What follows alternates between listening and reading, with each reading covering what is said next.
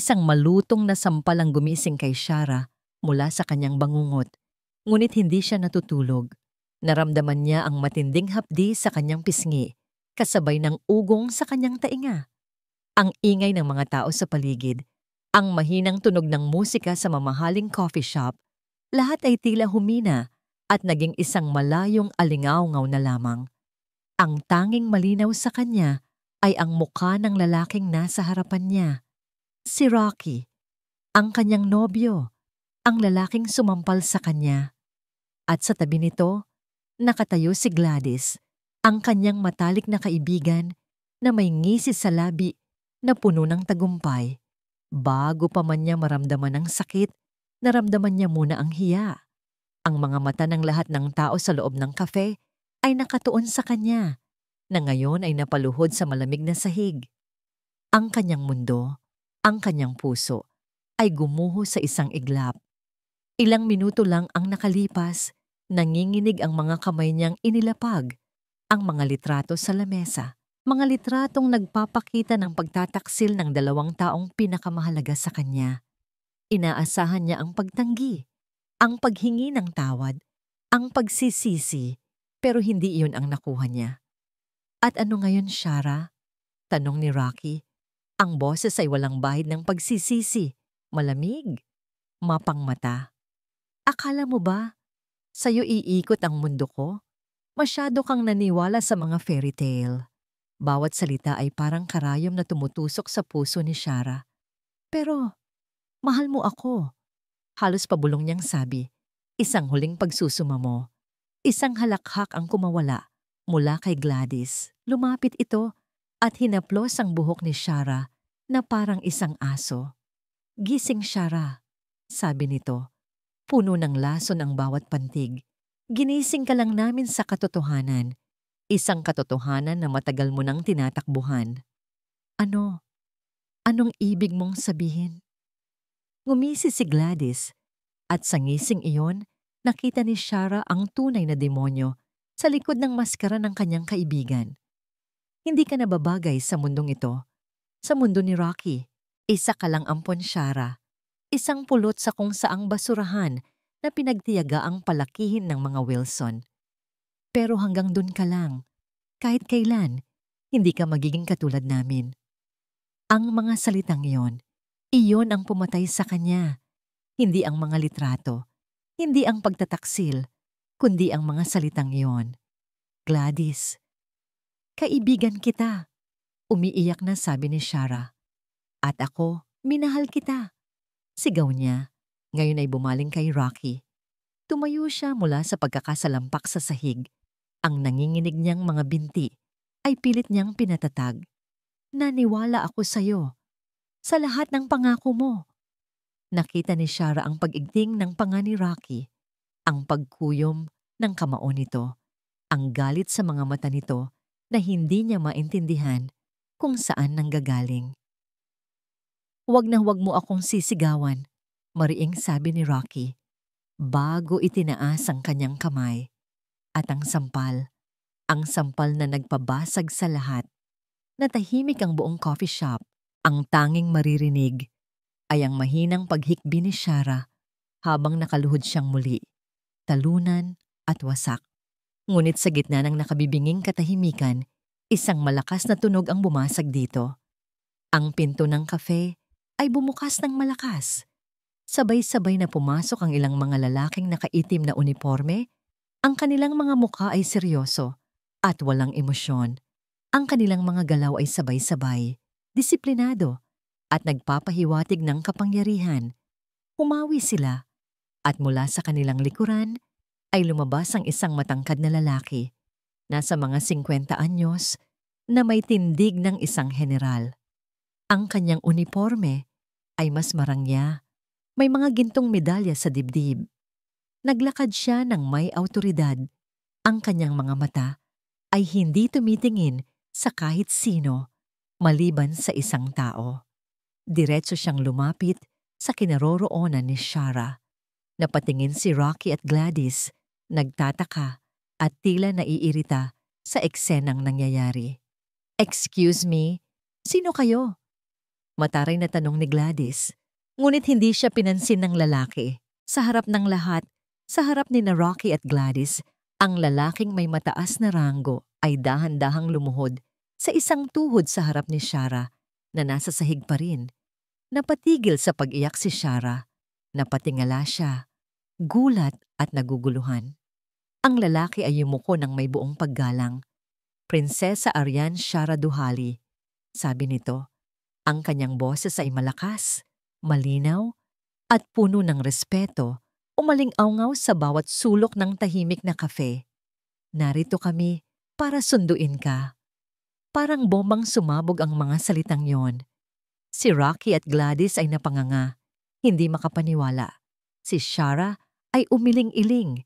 Ang kanyang isip ay lalong nagulo. Nagkakamali po kayo, mahinang sabi ni Shara. Shara Wilson lang po ang pangalan ko. Isa po akong ampon. Hindi gumalaw ang lalaki. Itinaas lamang nito ang kanyang paningin at sa mga mata nito ay nakita ni Shara ang hindi matitinag na katiyakan. Inilahad nito ang kanyang kamay na nakasuot ng puting guwantes. Hindi kami nagkakamali. Mahal na prinsesa, sabi nito sa boses na puno ng paninindigan. Oras na para umuwi. Walang narinig na anumang pagtutol si Shara mula sa sarili niya. Para siyang isang manika na walang sariling isip, hinayaan niya ang sarili na alalayan ng general patayo. Ang kanyang mga paa ay tila walang bigat habang iginagabay siya palabas ng coffee shop, palayo sa mga matang mapanuri at mapanghusga, palayo sa 2 taong sumira sa kanyang buhay. Hindi niya nilingon sina Rocky at Gladys. Hindi niya kailangan. Ramdam niya ang kanilang pagkagulat, ang kanilang pagkalito, na mas matindi pa sa sampal na ibinigay nila sa kanya. Isinakay siya sa isang itim at makintab na sasakyan na hindi niya alam kung ano ang tatak. Ang alam niya lang, amoy bago at katad ang loob nito. Tahimik ang biyahe. Walang nagsasalita. Tanging ang marahan na tunog lamang ng makina ang maririnig. Nakatingin lang si Shara sa labas ng bintana. Pinagmamasdan ang mga gusali at kalsada ng Maynila na tila ngayon niya lang nakita. Ngunit wala siyang tunay na nakikita. Ang kanyang isip ay isang blangkong papel. Prinsesa Ariane Shara Duhali. Paulit-ulit na umalingaw-ngaw ang pangalang iyon sa kanyang isipan, ngunit hindi niya ito maramdaman bilang sarili niya. Huminto ang sasakyan sa harap ng isang napakataas na tarangkahan na gawa sa bakal at may disenyong ginto. Bumukas ito ng kusa at walang ingay. Pumasok sila sa isang malawak na lupain na puno ng mga hardin na perpekto ang pagkakaayos. At sa dulo ng mahabang daan, nakatayo ang isang istruktura na sa mga pelikula niya lang nakikita. Isang palasyo. Hindi ito isang mansyon. Ito ay isang tunay na palasyo na may mga tore, malalaking bintana at isang hagdanan na gawa sa marmol na tila paakyat sa langit. Muling bumukas ang pinto ng sasakyan at inalalayan siyang bumaba. Bawat hakbang niya sa hagdanan ay mabigat. Ang bawat yabag ng kanyang sapatos ay umieko sa katahimikan ng lugar. Isang tunog na nagsasabing hindi siya kabilang dito. Pumasok sila sa isang napakalaking bulwagan. Ang sahig ay kumikinang na parang salamin at sa itaas ay may nakasabit na isang chandelier na gawa sa libo-libong kristal. Mas malaki pa ito sa buong apartment na tinitirhan niya. Maghintay ka rito, sabi ng general sa magalang na tono bago siya iniwan kasama ang 2 gwardya. Naiwan si Shara na nakatayo sa gitna ng kawalan, yakap-yakap ang sarili. Pakiramdam niya ay lalamunin siya ng laki at karangyaan ng lugar. Isa siyang basahan sa gitna ng ginto. Ilang sandali pa, isang boses ng lalaki ang bumasag sa katahimikan. So it's you. Napapalingon si Shara sa pinanggalingan ng boses. Sa itaas ng malaking hagdanan, isang lalaki ang dahan-dahang bumababa. Matangkad ito, nakasuot ng isang simpleng itim na suit, ngunit may tindig na hindi maikakaila. Ang kanyang buhok ay maayos na nakasuklay at ang kanyang mukha. Gwapo ito, ngunit walang emosyon. parang isang estatwang inukit mula sa yelo. Habang papalapit ito, lalong nararamdaman ni Shara ang bigat ng presensya nito. May aura ito ng kapangyarihan na mas matindi pa sa lahat ng gwardiyang nakapaligid sa kanila. Huminto ito ilang talampakan ng layo mula sa kanya. Tinitigan siya nito mula ulo hanggang paa at pakiramdam ni Shara ay sinusuri ang bawat hibla ng kanyang pagkatao. Ako si Prinsipe Dylan, pagpapakilala nito. At ikaw, ayon sa lahat ng ebidensya, ay si Prinsesa Ariane Shara Duhali, ang aking nawawalang kapatid at ang aking itinakdang mapapangasawa. Napasinghap si Shara. Ano? Hindi. Hindi ito maaari. Isang ampon lang ako. Simple lang ang buhay ko. Hindi na ngayon. Malamig na tugon ni Dylan. Halika. Sumunod siya rito patungo sa isang silid na parang isang malaking library. May mga libro mula sahig hanggang kisame at isang malaking mesa sa gitna. Umupo si Dylan at itinuro ang upuan sa harapan niya. Inilapag ni Dylan ang isang makapal na folder sa mesa. Binuksan niya ito at ipinakita kay Shara. Mga papeles, mga birth certificate, mga larawan ng isang mag-asawang hindi niya kilala. Ang ating mga magulang, ang hari at reyna. Sabi ni Dylan, pinatay sila sa isang pagsabog 20 taon na ang nakalipas. Isang pagsabog na idinisenyo para patayin ang buong pamilya. Ikaw, na isang sanggol pa lamang noon, ay idineklarang nawawala. Ang akala ng lahat, kasama kang namatay. Nanginginig na tiningnan ni Shara ang mga larawan. May kung anong kirot siyang naramdaman. Isang pamilyar na pakiramdam na hindi niya maipaliwanag. Paano kayo nakakasiguro na ako yan? May kinuha si Dylan mula sa isang maliit na kahon. Isang bagay na kumikinang. Inilapag niya ito sa mesa. Isang silver na pulseras sa paa. Mayroon itong maliit na kuliling na may nakaukit na letrang A. Naniga si Shara sa kanyang kinauupuan. Automatiko niyang hinawakan ang kanyang kanang bukong-bukong sa ilalim ng kanyang pantalon. Doon, suot-suot niya mula pa noong maalala niya ay isang kaparehong pulseras. Ang nag-iisang bagay na dala niya noong iwan siya sa ampunan. Ang ebidensya ay hindi na maikakaila.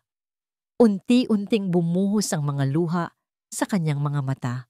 Mga luha ng gulat, ng kalituhan, at ng matinding kalungkutan para sa mga magulang na hindi man lang niya nakilala. Napayuko siya sa mesa at humagulgol. Ang lahat ng sakit mula sa panloloko nina Rocky at Gladys. At ngayon ang bigat ng katotohanan ito ay sabay-sabay na bumuhos. Sa isang iglap, naramdaman niyang nagbago ang hangin sa silid. Itinaas niya ang kanyang nangingilid na paningin. Nakita niya ang pag-igting ng panga ni Prinsipe Dylan. Sa isang kisap mata, tila may bahid ng kung anong emosyon na dumaan sa malamig nitong mga mata, bago ito muling naglaho at napalitan ng dati nitong walang ekspresyong mukha. Hinayaan siya nitong umiyak. Nang sa wakas ay humupa ang kanyang paghikbi, nagsalita muli si Dylan, ang boses ay kalmado pa rin. Ngayong alam mo na ang katotohanan, kailangan mong matutunan ang iyong tungkulin. Tumingin si Shara sa salamin sa gilid ng silid. Nakita niya ang kanyang sarili, magulo ang buhok, maga ang mga mata, may bakas ng sampal sa pisngi. Sinubukan niyang hanapin ang imahe ng isang prinsesa, ngunit ang nakita niya lang ay isang babaeng wasak at talunan. Hindi ko kaya, mahina niyang sabi. Tumayo si Dylan at lumapit sa bintana, nakatalikod sa kanya. Kaya mo, sabi nito, dahil gagamitin natin ang galit na nararamdaman mo ngayon. Napakunot ang noo ni Shara. Humarap si Dylan sa kanya at sa unang pagkakataon, may nakita siyang kakaibang kislap sa mga mata nito. Isang kislap ng determinasyon na nakakahawa. Bukas na bukas din, sabi ng prinsipe. Sisimulan mo ang pagsasanay para maging isang tunay na prinsesa. At ang una sa listahan ay kung paano gumanti sa paraang nababagay sa isang dugong bughaw. Napatingala si Shara. Sa gitna ng kanyang mga luha at pagkalito, isang bagong damdamin ang umusbong sa kanyang puso. Isang damdamin na mas malakas kaysa sa sakit, pag-asa, at ang uhaw para sa paghihiganti. Sa loob ng isang linggo, naging anino si Prinsipe Dylan.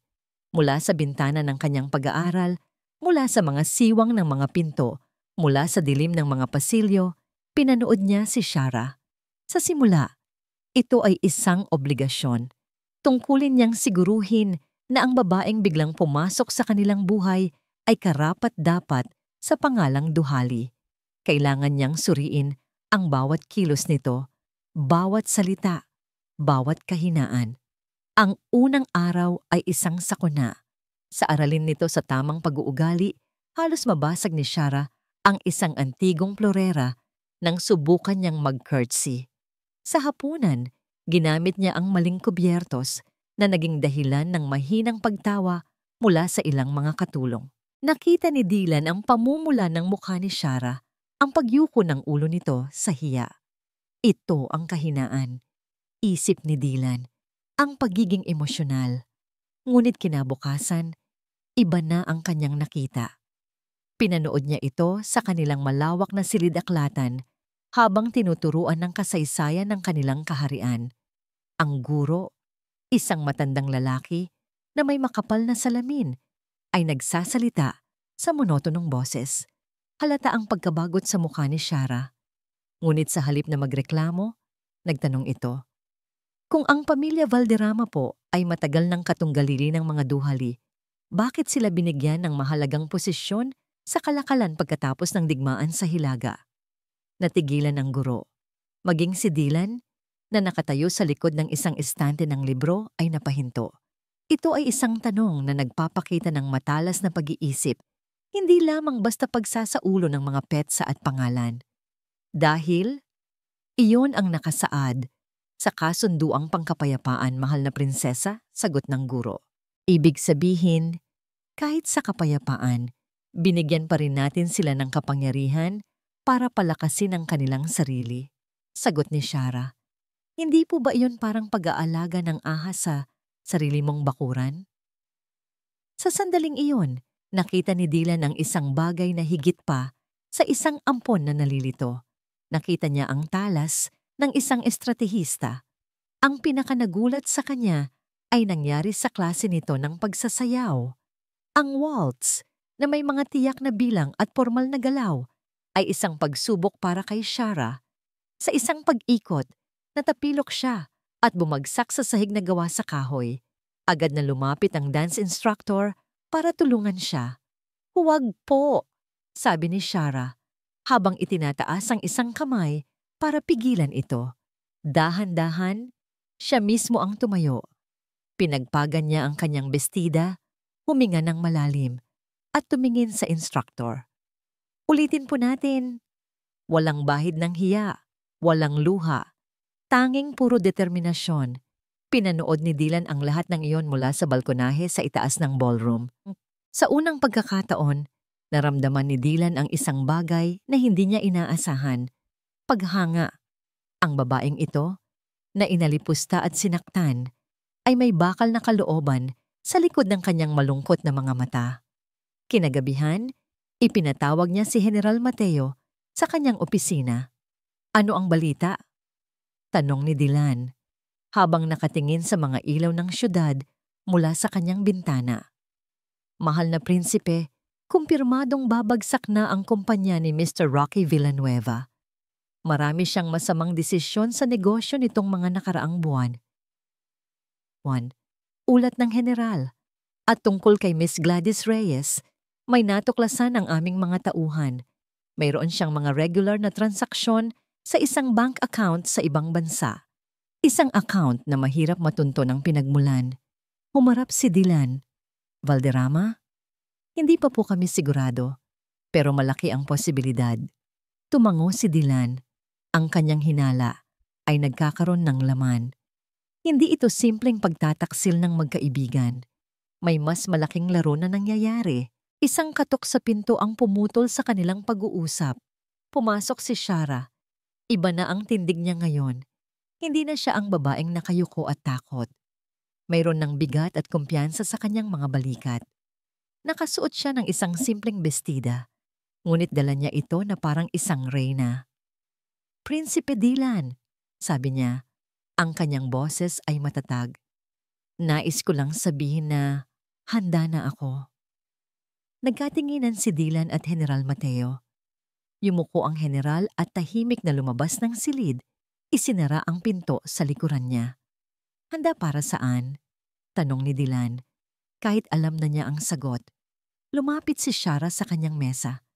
Ang kanyang mga mata ay nag-aalab, hindi sa galit, kundi sa isang malamig na determinasyon. "Handa na akong harapin sila," sabi niya. "Handa na akong ipakita sa kanila kung sino ang tunay na tinapakan nila. Gusto kong bayaran nila ang lahat ng ginawa nila sa akin." Tinitigan siya ni Dylan ng ilang sandali. Sinusukat ang kanyang sinseridad. Nakita niya ito. Ang apoy. Ang lakas na kanina niya pa pinagmamasdan. Hindi siya nagsalita. Kinuha niya ang isang folder mula sa kanyang drawer. Ang parehong folder na ibinigay sa kanya ni General Mateo kanina. Dahan-dahan niya itong itinulak sa ibabaw ng mesa patungo kay Shara. Napakunot ang noo ni Shara. Binuksan niya ito. Sa loob, nakasulat ang lahat ng impormasyon tungkol sa kumpanya ni Rocky. Ang kanyang mga utang, ang kanyang mga ilegal na transaksyon, ang kanyang mga kahinaan. Tumingala siya kay Dylan. May pagtataka sa kanyang mga mata. "Iyan ang lahat ng kahinaan ng kumpanya ni Rocky," sabi ni Dylan. Ang kanyang boses ay kalmado at tiyak. "Ang party para sa opisyal na pagpapakilala sa iyo sa publiko ay gaganapin sa susunod na linggo. Iyon ang magiging perpektong entablado. Ang gabi ng kanyang opisyal na pagpapakilala ay perpekto. Ang hangin ay amoy ng mamahaling pabango at sariwang bulaklak. Ang mga tunog ay pinaghalong mahinang tugtugin ng isang string quartet at ang bulungan ng mga pinakamayayamang tao sa bansa.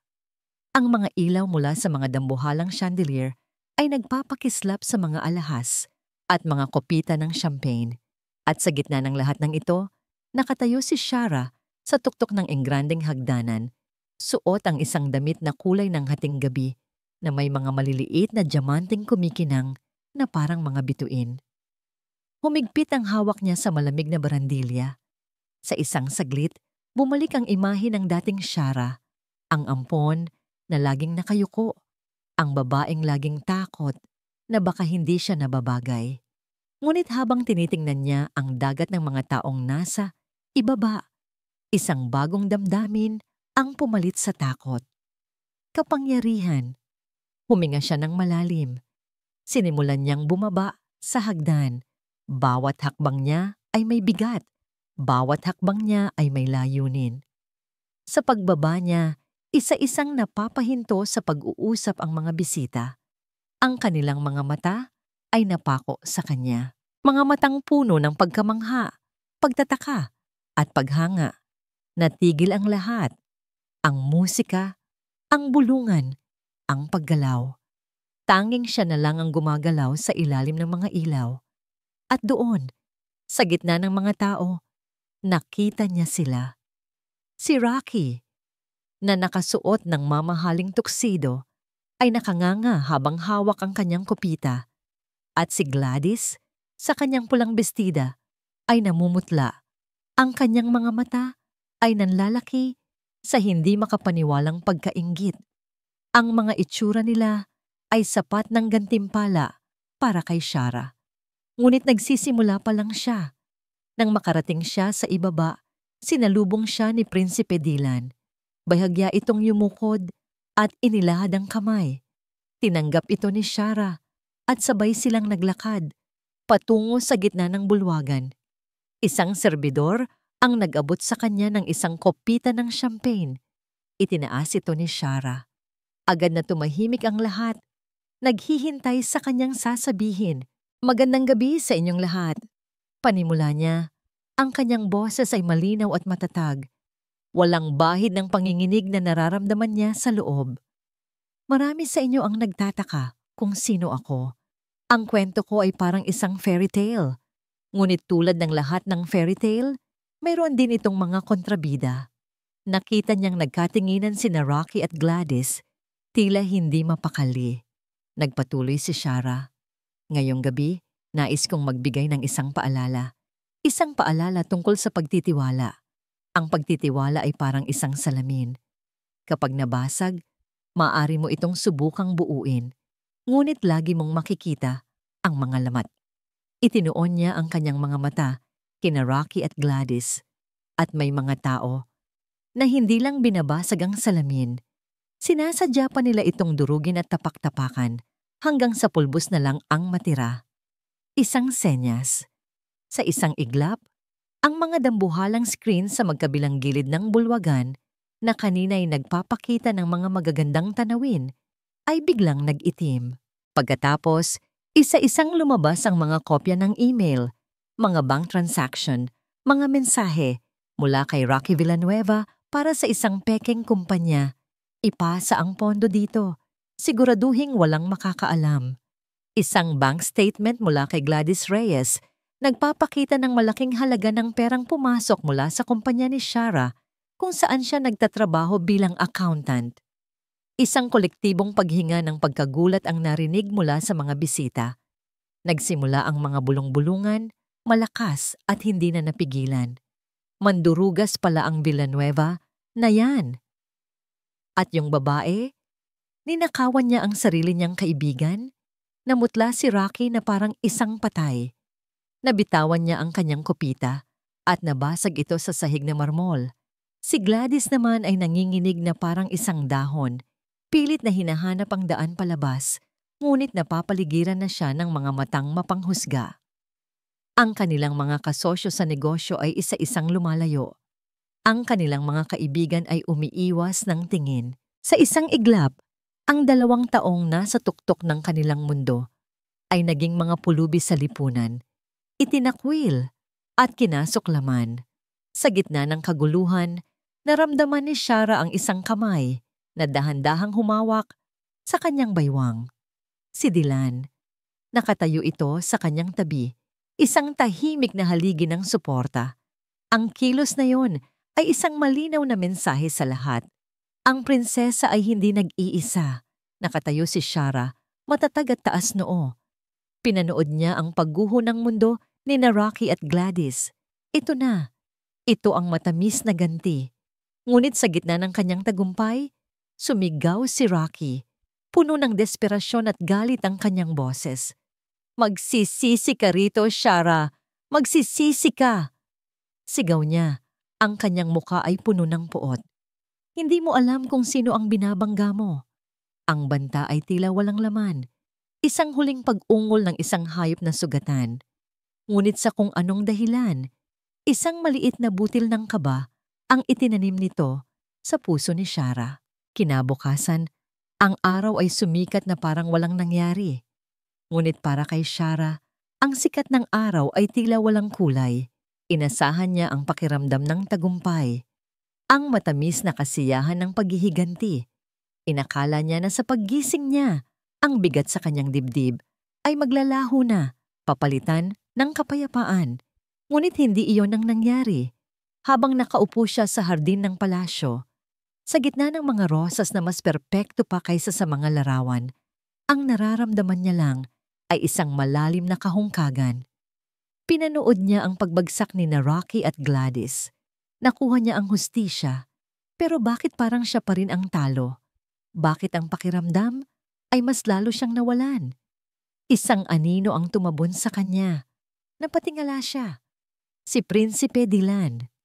Hindi ka dapat nag-iisa. Sabi nito, ang boses ay mas malumanay kaysa sa karaniwan.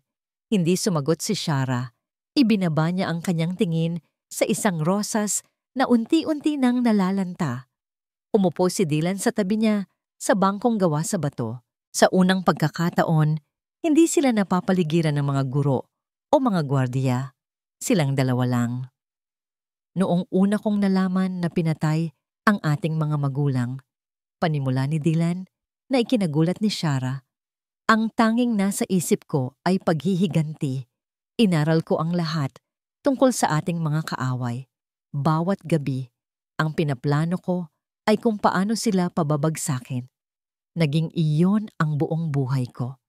Tumingin si Shara sa kanya, ngayon ay interesado na.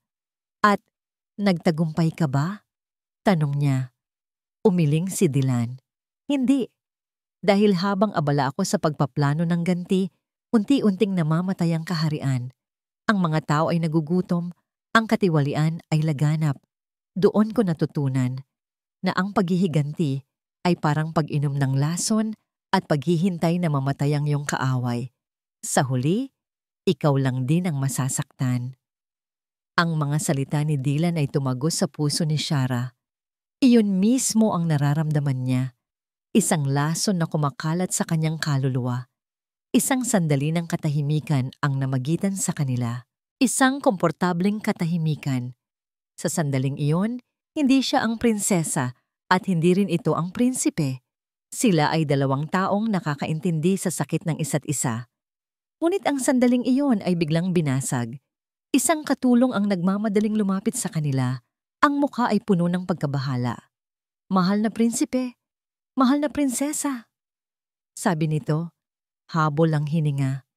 May masamang balita po. Napatingin si Shara kay Dylan. Nakita niya ang biglang pag-igting ng panga nito. Ano yun? Malamig na tanong ng prinsipe. Si Mr. Rocky Villanueva po. Natagpuan siyang wala nang buhay sa kanyang opisina kaninang umaga. Nanigas si Shara. Ang hangin ay tila nawala sa kanyang mga baga. Si Rocky. Patay? Sinasabi ng mga pulis. Nakinitil niya ang sariling buhay. Dagdag pa ng katulong. Hindi maaari. Galit siya kay Rocky. Suklam siya sa kanya. Ngunit hindi niya kailanman ginusto na mamatay ito. Ang bigat sa kanyang dibdib ay lalong bumigat. Ngayon ay may kasama ng pagsisisi. Kasalanan ko ba ito? Bago pa man niya maproseso ang lahat, isa pang gwardiya ang mabilis na lumapit. Hindi sa kanya, kundi kay Dylan. May ibinulong ito sa prinsipe. Nakita ni Shara ang biglang pagbabago sa mukha ni Dylan. Ang kanyang kalmadong ekspresyon ay napalitan ng matinding pag-aalala at galit. Ano ang nangyayari? Tanong ni Shara. Tumingin si Dylan sa kanya at ang mga mata nito ay madilim at seryoso. May mas malala pa. Kinuha ni Dylan ang isang folder mula sa gwardiya at ipinakita sa kanya. Isang ulat mula sa kanilang intelligence unit. Ang pagbagsak ng kumpanya ni Rocky. Hindi lang tayo ang may gawa, sabi ni Dylan. Ang boses ay mababa at mariin. May isang mas malaking puwersa na matagal na siyang minamanipula. Pinahina nila ang kanyang kumpanya mula sa loob para sa sandaling itulak natin siya. Tuluyan na siyang babagsak. Sino? Nanginginig na tanong ni Shara. Ang pamilya Valderrama, sagot ni Dylan. Ginamit ka nila, Shara. Ginamit nila ang galit mo para isagawa ang plano nila. Tayo ang naging instrumento para pabagsakin si Rocky para makuha nila ang mga kontrata nito. Parang gumuho ang sahig sa paanan ni Shara. Ang kanyang paghihiganti ay isang kasinungalingan lamang. Isa lamang siyang tau-tauhan sa mas malaki at mas mapanganib na laro. At sa gitna ng kanyang pagkalito at takot, tumunog ang isang telepono. Hindi kay Dylan, kundi ang maliit na cellphone na itinago ni Shara sa kanyang bulsa. Isang piraso ng kanyang lumang buhay, isang numerong hindi rehistrado. Sinagot niya ito. Shara? Isang pamilyar na boses ang narinig niya. Nanginginig at puno ng takot. Si Gladys. Gladys? Tulungan mo ako, Shara. Parang awa mo na. Humihikbing sabi ni Gladys mula sa kabilang linya. Papatayin nila ako. Ang mga Valderrama, hindi lang pagbagsak ni Rocky ang gusto nila. Gusto kanilang mamatay. Biglang naputol ang tawag. Katahimikan. Ang katahimikan na naiwan ng naputol na tawag ay mas nakabibingi kaysa sa anumang sigaw. I-trace ang lokasyon ng tawag. Ngayon na! Sigaw ni Dylan sa mga gwardiya. Ang kanyang boses, na laging kalmado at kontrolado, ay umalingaw-ngaw sa hardin na may biglaang bagsik. Doblehin ang seguridad sa paligid ng palasyo. Walang pwedeng pumasok o lumabas nang walang pahintulot ko. Kumilos agad ang mga tauhan niya na parang isang makina. Maging si General Mateo ay lumitaw mula sa kung saan nagbibigay ng mga utos sa kanyang radyo. Ngunit ang mga mata ni Dylan ay nakatuon lamang sa iisang tao, si Shara. Nakatingin ito sa cellphone na hawak niya. Ang mukha ay blangko, tila na sa estado ng pagkabigla. Dahan-dahang lumapit si Dylan. Naramdaman niya ang isang damdamin na pilit niyang winawaksi sa mga nakaraang linggo. Isang matinding pangangailangan na protektahan ito. Shara, mahina niyang tawag. Tumingala ito sa kanya at ang mga mata nito ay puno ng takot at pagkalito. Sino ang mga Valderrama? Dylan, bakit nila ako gustong patayin? Ito ang tanong na kinatatakutan niya. Ang katotohanang pilit niyang inilihim sa pag-aakalang may sapat pa siyang panahon para ihanda ito. Halika, sabi niya. Hinawakan ito sa braso at marahang ginabayan pabalik sa loob ng palasyo, palayo sa mga matang nakikinig. Kailangan nating mag-usap. Sa loob ng kanyang pribadong pag-aaral, kung saan sigurado siyang walang makakarinig, ibinuhos niya ang lahat. Ang tungkol sa matagal ng alitan sa pagitan ng kanilang mga pamilya. Ang tungkol sa hinala na ang mga Valderrama ang nasa likod ng pagsabog na pumatay sa kanilang mga magulang. Habang nagsasalita siya, pinanood niya ang bawat reaksyon sa mukha ni Shara. Nakita niya ang takot na unti-unting napapalitan ng determinasyon. Ang luhang nagbabadyang tumulo ay hindi natuloy. Sa halip, isang malamig na apoy ang nagsimulang mag-alab sa mga mata nito. Hindi siya nasaktan, nagalit siya. At iyon, para kay Dylan, ay mas magandang senyales. Kinagabihan, hindi mapakali si Dylan. Nag-iisa siya sa kanyang opisina, sinusuri ang mga mapa, mga ulat, sinusubukang hulaan ang susunod na hakbang ng mga Valderrama. Ngunit ang kanyang isip ay patuloy na bumabalik kay Shara. Sa tapang nito, sa biglaang paglaki nito mula sa isang biktima tungo sa isang reyna. Naramdaman niya ang pamilyar na bigat sa kanyang dibdib, pagsisisi. Bago niya pa man aminin sa sarili, alam na niyang may nararamdaman na siya para dito. Hindi dahil sa itinakda sila, hindi dahil sa tungkulin, kundi dahil sa kung sino ito. At dahil doon, lalong bumigat ang kasinungalingang itinatago niya. Mahal na prinsipe, sabi ni General Mateo mula sa pinto. Sinusubukan pa rin naming hanapin si Miss Reyes, ngunit tila naglaho siyang parang bula. Bumuntong hininga si Dylan. Patuloy lang kayo. At ang seguridad ni Prinsesa Shara? Mahigpit po naming binabantayan. Walang makakalapit sa kanya. Tumango si Dylan. Salamat, General. Umalis ang General. Nagpatuloy si Dylan sa kanyang ginagawa. Ngunit ang pag-uusap nila ay hindi pa pala tapos. Mahal na prinsipe? Muling nagsalita si General Mateo na hindi pa pala tuluyang nakaalis. Kung ipapahintulot niyo po, sa tingin ko, oras na para malaman niya ang buong katotohanan. Tumingin si Dylan sa kanyang pinagkakatiwalaang general. Anong ibig mong sabihin? Ang tungkol po sa 6 na buwang pagmamanman natin sa kanya bago natin siya sinundo, sagot ng general. Karapatan niyang malaman na hindi siya isang aksidente, kundi isang pinagplanuhang operasyon. Bumigat ang paghinga ni Dylan. Hindi pa ito ang tamang panahon, Mateo. Masyadong marami nang nangyayari.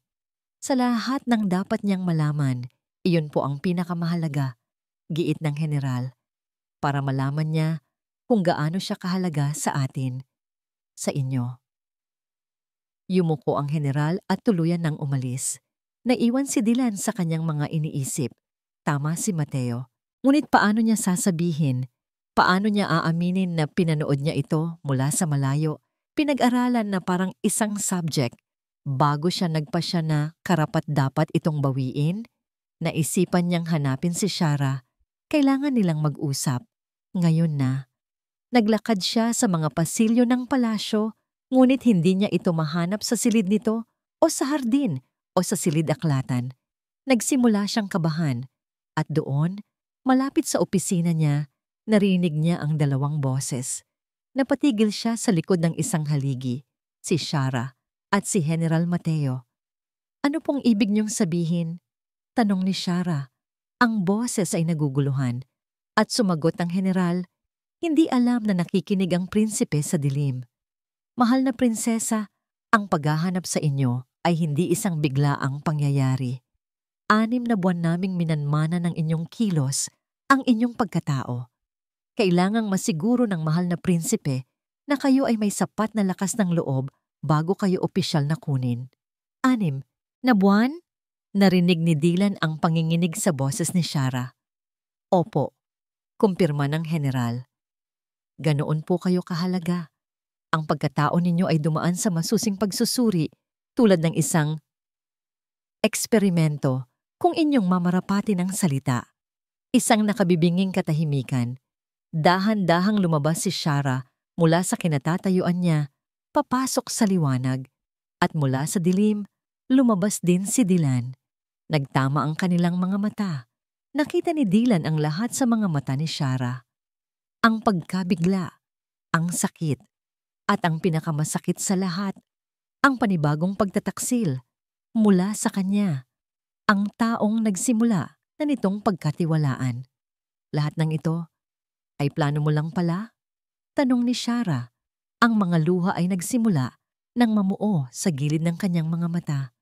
"Ang pagtulong mo sa paghihiganti, ang pag-aalala mo, lahat ba yon kasinungalingan lang?" Sinubukan ni Dylan na magsalita, magpaliwanag, ngunit walang salitang lumabas. Tumalikod si Shara. "Akala ko, iba ka sa kanila," sabi nito. Ang boses ay basag at malamig na parang yelo. "Pare-pareho lang pala kayo." Naglakad ito palayo.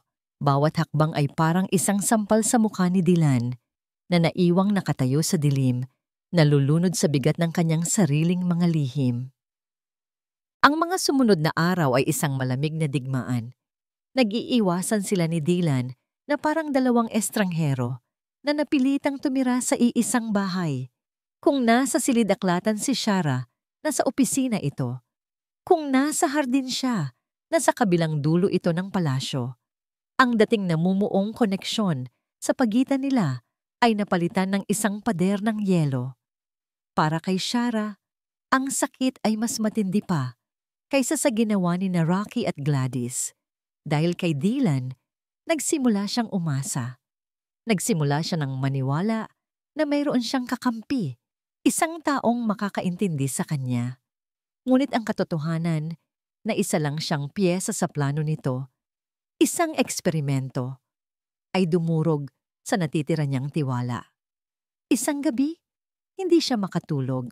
Ang mga salita ni Gladys sa telepono ay paulit-ulit na tumatakbo sa kanyang isipan. Gusto kanilang mamatay. Bumangon siya mula sa kama at nagpa siya na magtungo sa silid-aklatan. Kailangan niyang ilibang ang kanyang isip. Kailangan niyang magbasa tungkol sa mga Valderrama. Kung gusto siyang patayin ng mga ito, karapatan niyang malaman kung bakit. Ang silid-aklatan ay madilim at tahimik. Tanging ang liwanag lang ng buwan mula sa malaking bintana ang nagsisilbing ilaw. Naglakad siya patungo sa seksyon ng kasaysayan. Ang kanyang mga daliri ay marahang dumadampi sa mga luma at makakapal na libro. Bigla, nakarinig siya ng isang kaluskos mula sa likuran niya. Nanigas siya. "Sino yan?" Katahimikan. Binaliwala niya ito. Marahil ay isa lang sa mga gwardiya na nagroronda, ngunit naramdaman niya ito. Ang pakiramdam na may nagmamasid sa kanya. Dahan-dahan siyang lumingon at mula sa dilim, sa pagitan ng dalawang estante ng libro, isang figura ang mabilis na sumugod sa kanya. Isang lalaking nakaitim mula ulo hanggang paa, may takip ang mukha. Sa kamay nito, kumikinang ang isang patalim. Sumigaw si Shara. Mabilis siyang umatras at sa kanyang pagmamadali, natabig niya ang isang maliit na mesa. Bumagsak ang mga libro sa sahig, lumikha ng malakas na ingay. Ginamit niya ang pagkakataong iyon. Tumakbo siya, ngunit mas mabilis ang lalaki. Nahawakan nito ang kanyang braso at marahas siyang itinulak sa pader. Naramdaman niya ang malamig na talim ng patalim sa kanyang leeg. Huwag kang maingay, prinsesa, at hindi ka masasaktan. Bulong ng lalaki, ang hininga ay amoy alak. Napapikit si Shara, naghahanda sa pinakamasama. Ngunit sa halip na sakit, isang malakas na sigaw ang narinig niya. Bitiwan mo siya. Ang boses ni Dylan. Mula sa kabilang dulo ng silid-aklatan, sumugod si Dylan na parang isang leon. Walang takot, walang pag-aalinlangan. Naitulak ng salarin si Shara palayo para harapin si Dylan. Nagsimula ang isang marahas na laban. Mga suntok, mga sipa, ang tunog ng mga katawang nagbabanggaan. Nakita ni Shara kung paano gumalaw si Dylan, hindi bilang isang prinsipe, kundi bilang isang sinanay na mandirigma. Ngunit ang kalaban ay desperado. Sa isang mabilis na kilos, sinaksak nito si Dylan sa tagiliran. Dylan! Sigaw ni Shara. Hindi ininda ni Dylan ang sakit. Sa halip ginamit niya ang pagkakataong yon para agawin ang patalim at sa isang malakas na suntok, pinabagsak niya ang lalaki. Agad na dumating ang mga gwardya at dinakip ang salarin na wala ng malay. Lumapit si Shara kay Dylan. Nakita niya ang dugo na mabilis na kumakalat sa puting damit nito. Dylan, may sugat ka. Ayos lang ako, sabi nito. Ngunit halata ang sakit sa kanyang muka. Hindi siya nakinig. Inalalayan niya ito, paupo sa sahig. Kumuha kayo ng gamot, sigaw niya sa mga gwardya. Nang sila na lang ang naiwan, pinunit ni Shara ang laylayan ng kanyang damit pantulog at mariin itong idiniin sa sugat ni Dylan para pigilan ang pagdurugo. Nanginginig ang kanyang mga kamay. Bakit mo ginawa yon? Tanong niya. Ang boses ay basag. Bakit mo ako sinagip? Tinitigan siya ni Dylan. Ang kanyang mga mata ay seryoso at puno ng isang emosyon na ngayon lang nakita ni Shara. Dahil tungkulin ko na protektahan ka, sabi nito, humihingal. Hindi! Git ni Shara, ang mga luha ay nagsimula ng tumulo. Hindi lang to tungkol sa tungkulin. Muntik ka nang mamatay. Hinawakan ni Dylan ang kanyang kamay. Tama ka. Pag-amin nito. Sa simula. Oo. Tungkulin lang. Sinuri kita. Pinanood. Dahil kailangan kong siguraduhin na handa ka sa panganib na ito. Dahil ayokong makita kang masaktan. Huminga ito ng malalim. Pero habang pinapanood kita, kung paano ka lumaban, kung paano ka hindi sumuko, ang tungkulin ay naging higit pa roon. Shara, nagsimula akong mag-alala para sa'yo, hindi bilang isang prinsesa, kundi bilang ikaw. Ang pag-amin na yon, sa gitna ng panganib at sakit, ang bumasag sa pader na nakapalibot sa puso ni Shara. Dumating ang mga mediko. Habang ginagamot nila si Dylan, napansin ni Shara ang patalim na naiwan sa sahig. Kinuha niya ito. May nakaukit na isang simbolo sa puluhan nito. Isang ahas na may korona. Bigla, may naalala siya. Isang lumang litrato na nakita niya sa mga gamit ng kanyang mga magulang na umampon sa kanya.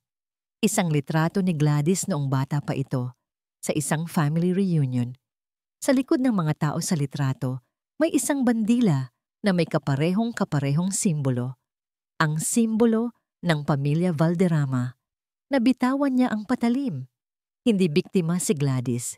Isa siyang espiya mula pa sa simula. Sa malamig at madilim na selda sa ilalim ng palasyo, nakaupo si Gladys. Ang kanyang mamahaling damit ay lukot na at ang kanyang mukha ay puno ng takot. Wala na ang dating kayabangan, napalitan ng desperasyon. Pumasok si Shara sa selda, kasunod si Dylan na may benda sa tagiliran, ngunit matatag pa ring nakatayo. Shara, sabi ni Gladys, agad na lumapit sa rehas. Maniwala ka sa akin, pinilit lang nila ako. Tinitigan siya ni Shara ng malamig. Itinaas niya ang isang litrato. Ang litrato mula sa family reunion ni Gladys, kung saan kitang-kita ang bandila ng mga Valderrama sa likuran. Nanigas si Gladys na wala ang lahat ng kulay sa kanyang mukha. Mula pa sa simula, Gladys? Tanong ni Shara. Ang boses ay walang emosyon. Ang pagkakaibigan natin. Kasinungalingan lang ba ang lahat? Yumuko si Gladys talunan. Hindi. Sa simula, totoo yon. Pero kamag-anak namin sila. Malaki ang utang na loob ng pamilya ko sa kanila. Inutusan nila ako na bantayan ka, na maging kaibigan mo. Hindi ko alam kung bakit noon. Akala ko simpleng pag-aaral lang. At kailan mo nalaman? Mariing tanong ni Dylan. Nang mahanap niyo na siya. Umiiyak na sagot ni Gladys. Doon nila sinabi ang plano. Ang gamitin ang galit mo kay Rocky para pabagsakin siya. At pagkatapos, para iligpit ka. Tumingin siya kay Shara. Ang mga mata ay puno ng pagsisisi. Pero hindi ko kaya, Shara. Hindi ko kayang makita kang mamatay. Kaya ako tumawag. Tumalikod si Shara. Bawat salita ay isang karayom sa kanyang puso. May pagpipilian ka, Gladys, sabi ni Shara. Hindi lumilingon. Maari kang mabulok dito sa selda habang buhay o maari mo kaming tulungan na pabagsakin ang taong nag-utos sa iyo nito at bibigyan kita ng pagkakataong magbagong buhay. POV, Dylan. Ang pambansang pagdiriwang ng sining ay ang pinakamalaking pagtitipon ng mga elite sa bansa. Lahat ng mahahalagang tao ay naroroon, kabilang na ang pinuno ng pamilya Valderrama, ang matandang si Don Alejandro. Ayon sa plano, kumilos si Dylan. Hindi sinasadyang nabanggit niya sa isang grupo ng mga senador na hawak na nila si Gladys Reyes at handa na itong ikumanta ang lahat ng nalalaman nito tungkol sa pagkamatay ni Rocky Villanueva. Siniguro niyang maririnig ito ng isa sa mga kilalang kapanalig ni Don Alejandro. Kumalat ang balita na parang apoy. Mula sa kanyang pwesto, nakita ni Dylan ang bahagyang pagbabago sa kalmadong mukha ni Don Alejandro. Ang pain ay inilagay na. Nakatayo si Shara sa isang madilim na pasilyo sa likod ng entablado. Ang puso niya ay kumakabog ng malakas. Sa kanyang tenga ay may maliit na earpiece kung saan naririnig niya ang boses ni Dylan. Papunta na siya. Bulong ni Dylan mula sa kabilang linya. Ilang sandali pa, bumukas ang pinto. Pumasok si Don Alejandro, nag-iisa. Ang kanyang mukha ay kalmado, ngunit ang kanyang mga mata ay matalas na parang isang agila. Sa likod niya, nakatayo si Gladys, nanginginig. Magaling, sabi ni Don Alejandro, tinitingnan si Gladys. Akala ko ba matalino ka? Patawarin niyo po ako. Umiiyak na, sabi ni Gladys. Hindi ko po sinasadya. Ang kasalanan mo ay hindi ka marunong sumunod sa utos, sabi ng matanda. Dahan-dahang lumalapit. Ang utos ay patayin ang prinsesa. Simple, pero nabigo ka. Mula sa kanyang pinagtataguan, nanigas si Shara. Hindi ko po kaya. Walang puwang sa mundong ito ang mga mahihina ang loob, bata. Malamig na sabi ni Don Alejandro. Katulad ng mga magulang ng babaeng yan, masyado silang mabait, masyadong mapagbigay, kaya kinailangan silang alisin. Ang pagsabog 20 taon na ang nakalipas, ako ang nag-utos noon at dapat kasama na siya. Hindi na napigilan ni Shara ang sarili. Lumabas siya mula sa dilim. Nagulat si Don Alejandro, ngunit isang segundo lang. Mabilis na bumalik ang kanyang pag-composure. Ayan ka na pala, prinsesa, ang multo ng nakaraan. Narinig ko ang lahat. Matatag na sabi ni Shara. Isang nanggisi ang gumuhit sa labi ng matanda. At ano ngayon? Salita laban sa salita. Walang maniniwala sa isang ampon na bigla na lang naging prinsesa. Sigurado ka ba? Sa isang senyas mula kay Dylan, ang pulang kurtina sa likod ni Don Alejandro ay biglang bumukas. Ang kanilang kinatatayuan ay hindi isang simpleng pasilyo. Ito pala ang likod ng entablado.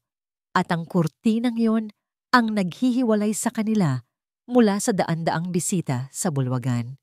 Ang lahat ay nakatingin sa kanila. At sa dambuhalang screen sa itaas, naka-playback ang buong pag-uusap nila, nakuha ng isang nakatagong kamera. Ang pag-amin ni Don Alejandro sa pagpatay sa hari at reyna. Natahimik ang buong bulwagan. Sa isang iglap, napalibutan na ng mga Guardia Royal si Don Alejandro. Ang kanyang mukha, sa unang pagkakataon, ay nagpakita ng pagkatalo. Humarap si Shara sa kanya, hindi na bilang isang biktima, kundi bilang isang hinaharap na reyna. Para sa pagtataksil sa kaharian at sa pagpatay sa aking mga magulang, magbabayad ka. Ngunit sa mga mata ni Don Alejandro, may isang huling kislap ng kabaliwan. Sa isang mabilis na kilos na hindi inaasahan sa kanyang edad, bumunot siya ng isang maliit na baril mula sa kanyang Amerikana. Itinutok niya ito hindi kay Dylan, hindi sa mga gwardiya, kundi diretso kay Shara. Isang putok ng baril ang umalingaw-ngaw sa buong bulwagan. Ang tunog ng putok ng baril ay parang kulog na yumanig sa buong palasyo. Ngunit hindi naramdaman ni Shara ang sakit. Ang naramdaman niya ay isang malakas na tulak at ang bigat ng isang katawan na bumagsak sa ibabaw niya. Nang imulat niya ang kanyang mga mata, ang una niyang nakita ay ang mukha ni Dylan. Ilang pulgada lang ang layo sa kanya. May sakit sa mga mata nito, ngunit meron ding kaluwagan. Dylan? Nakita niya ang mabilis na pagkalat ng pulang mantsa sa balikat nito. Itinulak siya nito. Siya ang sumalo sa bala na para dapat sa kanya. Kasabay ng pagbagsak ni Dylan, sumugod na ang mga gwardiya kay Don Alejandro. Ngunit bago pa man nila ito maabot, itinaas ng matanda ang baril sa sarili nitong sentido. Isang pangalawang putok ang narinig. At natapos na ang lahat. Ang mga sumunod na oras ay malabo sa alaala ni Shara. Ang kaguluhan, ang sigawan, ang mga mediko na isinusugod si Dylan sa ambulansya. Ang tanging malinaw sa kanya ay ang paghawak niya sa kamay ni Dylan. Hindi niya ito binibitawan habang paulit-ulit niyang ibinubulong ang pangalan nito. Sa ospital, sa labas ng emergency room, naghintay siya.